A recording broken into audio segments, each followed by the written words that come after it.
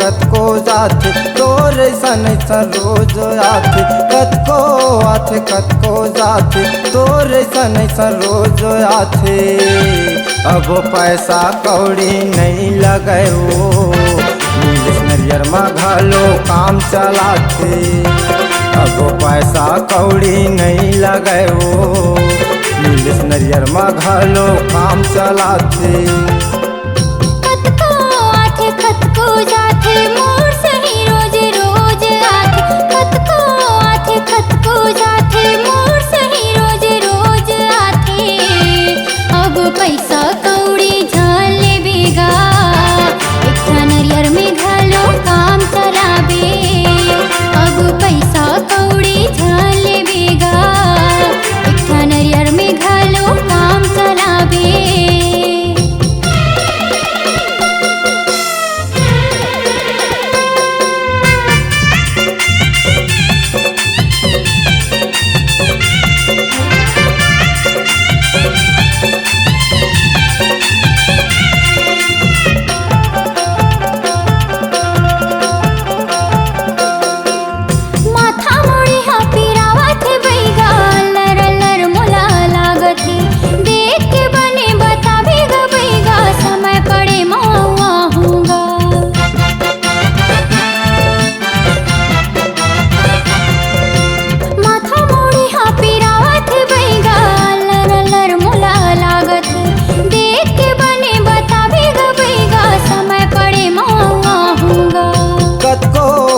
कतको जाथे तोर सन रोज आथे कतको जाथे तोर सन रोज आथे।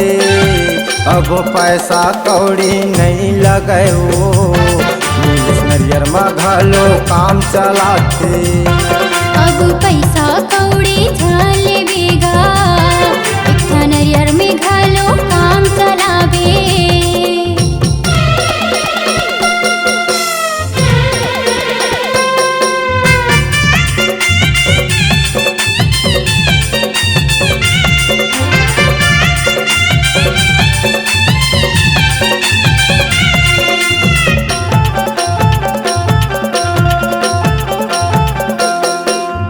घरे ले देखत हवत का बताए दिया बाती परियो लींबू चलानी रे बही ककला देला परियो।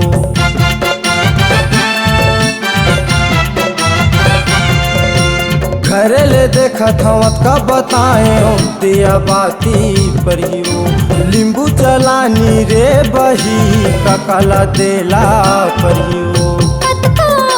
कतको जाथे मोर सही रोज रोज आथे कतको जाथे मोर सही रोज रोज आथे।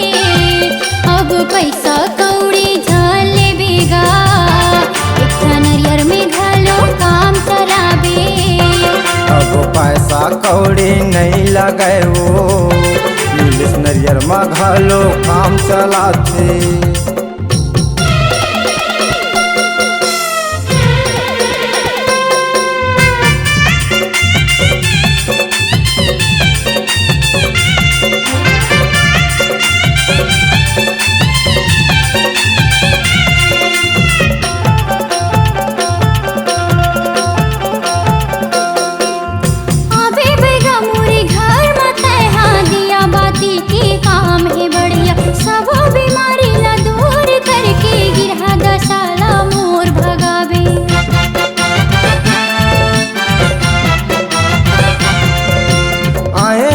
तोर घर में जो ही बड़े बीमारे दूर होई काके तोला टेंशन है टूरी भीतर पुरिया माँ काम होई। कतको जाथे मोर सही रोज रोज आथे कतको जाथे मोर सही रोज रोज आथे।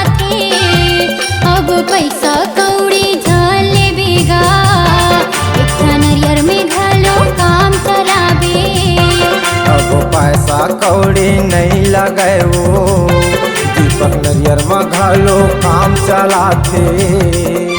कतको आथे कतको जाथे तोर ऐसन ऐसन रोज आथे।